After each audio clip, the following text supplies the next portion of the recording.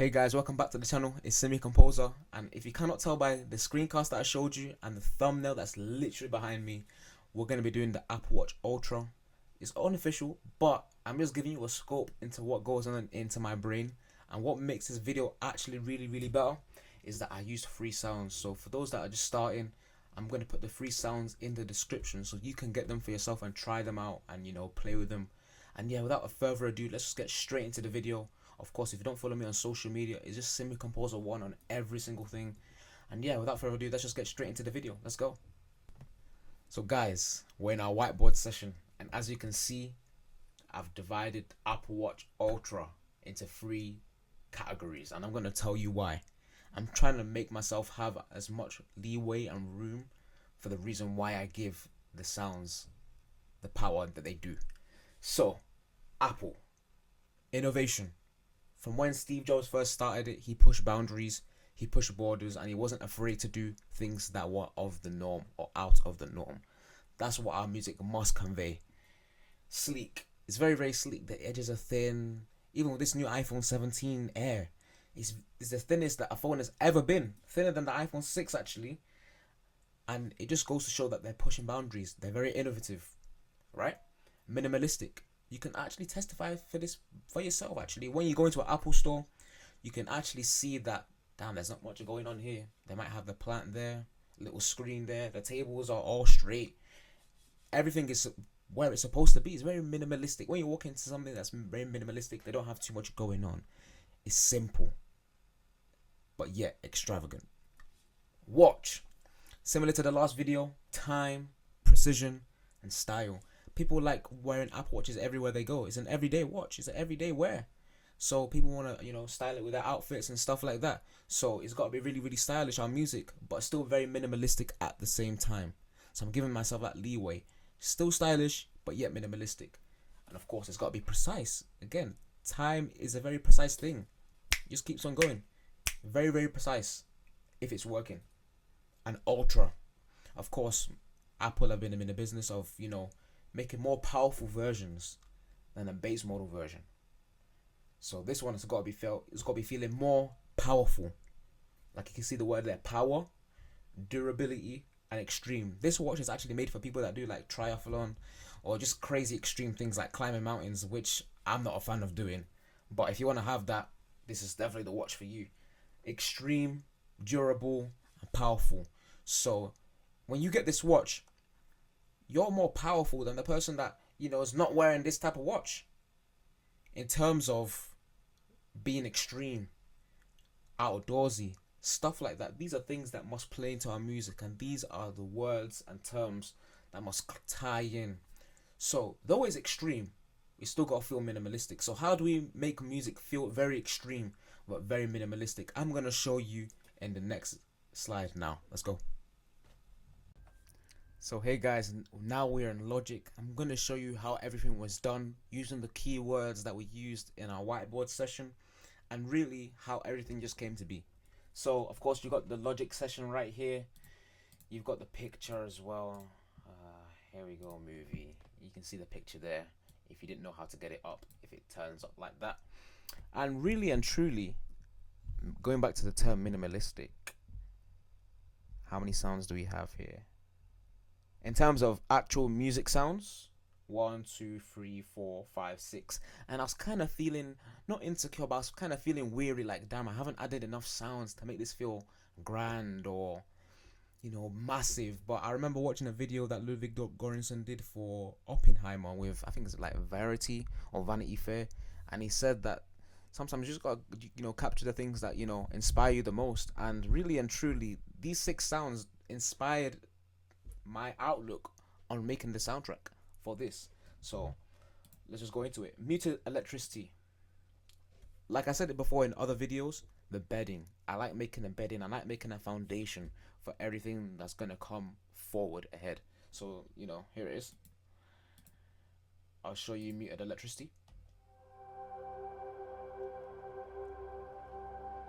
So right off the bat, I want to show you that this is something that's not normal.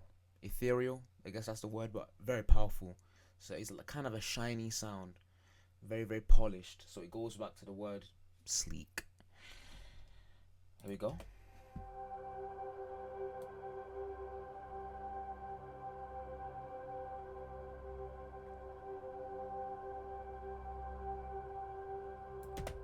That's our bedding. That's really that's our bedding. So our sub bass now, because it's ultra, we gotta make it very powerful. Remember, it's bigger than the bass model. It's bigger, it's more powerful, more beefier than the bass model Apple Watches. So we gotta show that through the music. So we got the sub bass power.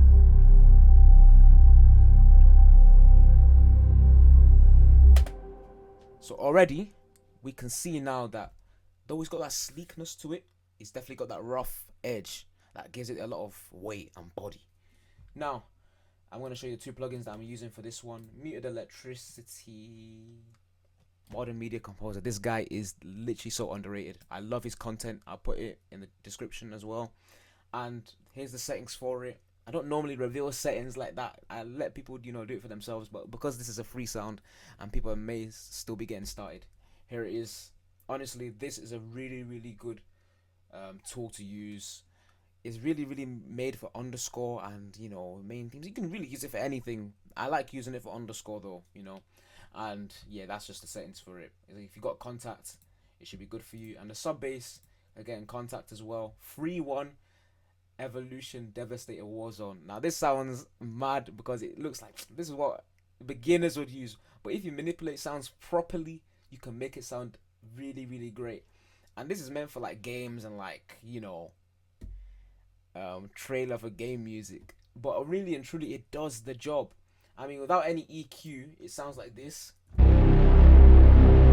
it sounds very game like.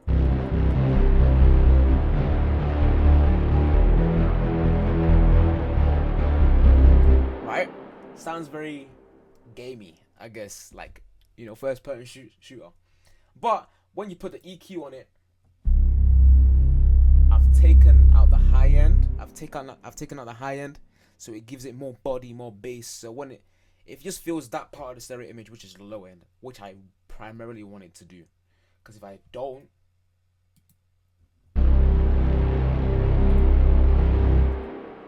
it doesn't do its job properly like I want it to do. So that's why I put the EQ band there. So I just take out the high end. That's it. So now these two paired up together is lethal because I'm literally knocking out those two words, sleek and powerful, all together. Powerful. Now there's this one plugin, I haven't paid for it yet because I'm still trying it out, and it's Zebra 2. Now if you've heard of HZ Zebra, which is Hans Zimmer's library with Yuhi, I used to use that plugin every single day. Like that Dark Knight plugin is crazy. Like everything that he used for that Dark Knight trilogy, I used it tirelessly. And I was like, you know what? Let me go back into the Zebra 2 plugin, which I've never used before, and let me push myself. So literally the first patch. Yeah, thank you for It's literally the first patch. The first thing that you see, and it plays this 16th note subdivision. Let me reload it for you so you can actually get context, because I think my time has run out. So I think after today's video, I think it's a really good reminder for me to buy this, because it's really good. So that's why I said almost free in the intro. It does give that Apple vibe of electronic, sleek. It really does, right? And that paired together with everything else, it kind of blends in with our sub bass, but it still gives us that 16 note pulsating rhythm. That 16 note subdivision is everything. Of course, I've said it in before previous videos that I'm not trying to make you force you to learn the theory, but if I'm putting it in a way which is more interesting for you to understand, you're gonna be more inclined to learn it. And yeah, I'm glad for it.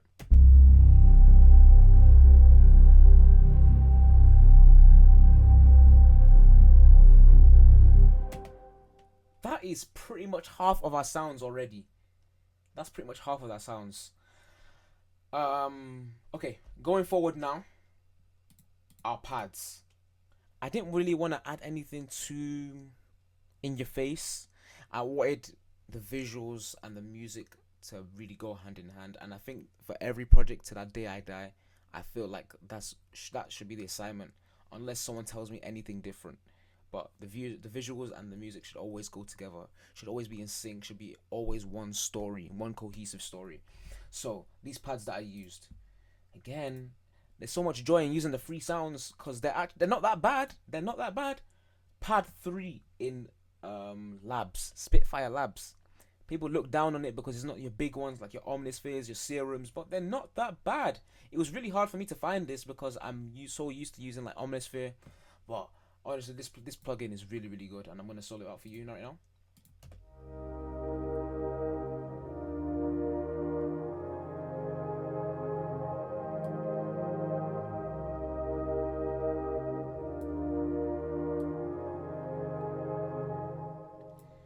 So I like it. I like it a lot.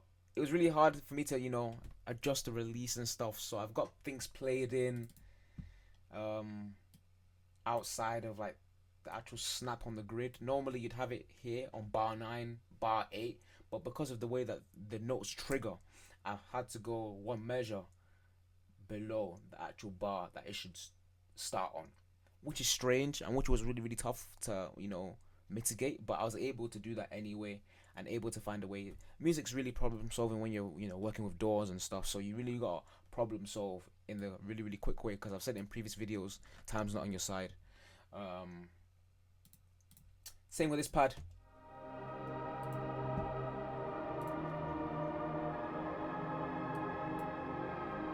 Literally the first patch you see, the first patch you hear is what I'm using. I didn't overcomplicate anything.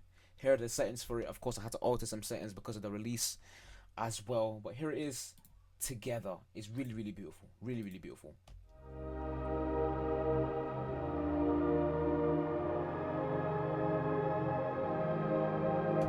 So now, what words have I knocked off? I've knocked off power, innovation, sleek, minimalistic, precise.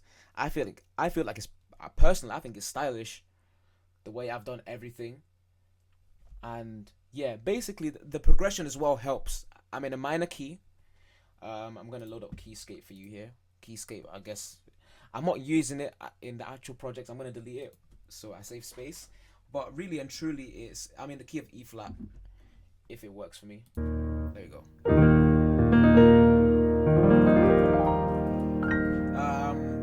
Key of E flat, and we're using the 6. C minor. Now I love this chord. A friend played this chord live and I really, really liked it. It's basically the 1 in the bass and an inverted 5 on your right hand. So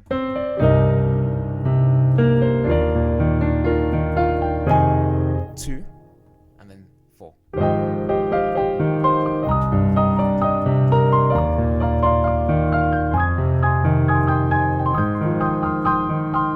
That's basically what it is. 6, 1, 2, 4, and I love that progression. I just thought that it was, damn, this is really, really, really powerful. And I guess I come from church, so I hear a lot of sounds, I hear a lot of progressions, and I just put it into this. And that's what makes me different at the end of the day from other composers. And I'll tell you what makes me different as well is my love for sampling. Kanye, Pharrell, all those guys. Honest, because I can't really put their music in this video because I really want to get this monetized. I just love their music. If you've heard their music before, they really, really love sampling. Same with Timbaland. I've actually been looking into Phineas's work actually, Billie Eilish's brother, and I know that he does a little bit of the sound design thing, or a lot of the sound design thing actually. And yeah, I did a sample. I chopped up a sample. So in the start of the video, you can hear this. It's in C sharp minor, but I took it down, I believe, because I'm in C minor. So I transposed it 1 note down. I think you can see it here. There we go. -1. So, because you need to get in key. It's going to sound funky if it's not in key. And here's the sample again. And it's got reverb. Carving is my favorite patch.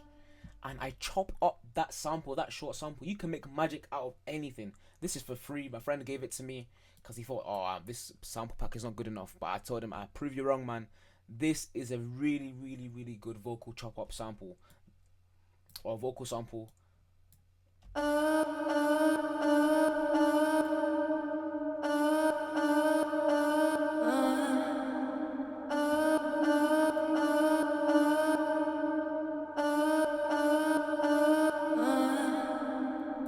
That is literally that, and it's very Apple-esque. If you watch any other Apple, commercials, they have these vocal chops, they have these weird progressions, they have these weird rhythms that match with the visuals. That's what making your music match the sonic identity, brand identity is about. You've got to make everything feel cohesive, sound cohesive, and basically that is 7 sounds. And of course, going back to our whiteboard, I remember when I said time. You remember when I said time? Of course, there's no clock here, but I add a piano, which is again from Labs, and I put a reverb on it. It's just called soft piano, and you can download that for free from the Labs website. Tick tock, tick tock, clock.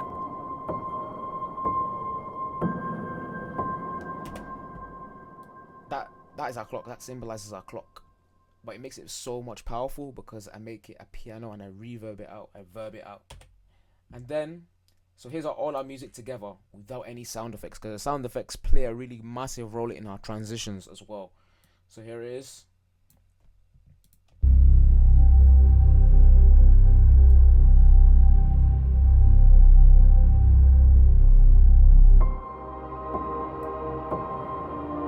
I take out the sub bass.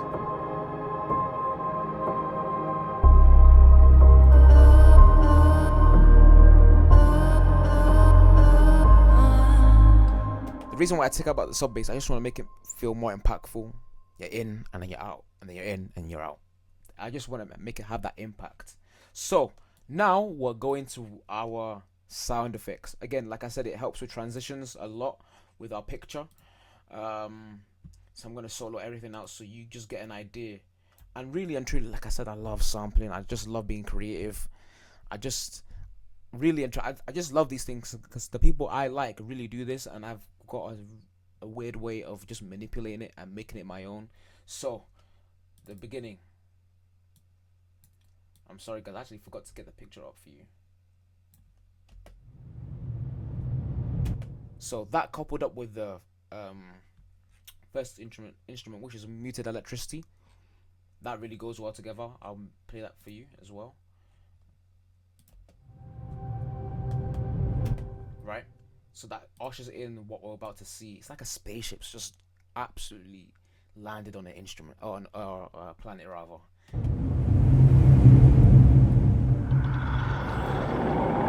So again, like I said, with time, what do you associate with time? A clock. What do you see in a clock? Gears. So I try to make a sound effect that would match that. Here it is.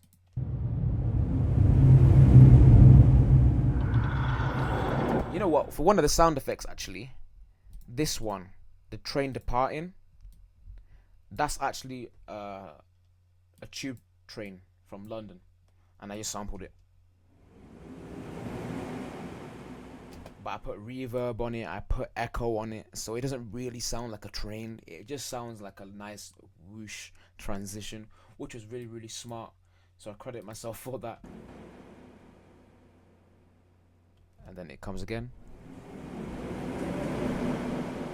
Again, it's powerful. Trains are powerful. So I was like, you know what? Let me try something. This to me feels like a train track, gears. This is just what goes on in my brain. And I'll show you the other sound effects as well.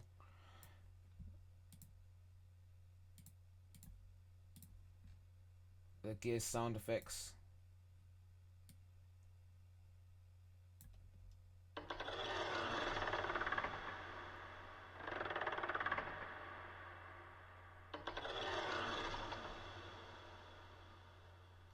with this one, I wanted it to be in sync in terms of the actual watch clipping with the actual band of the watch.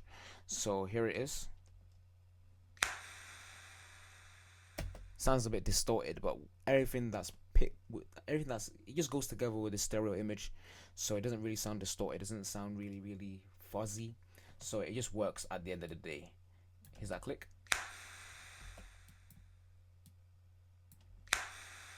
I'll play again. There you go.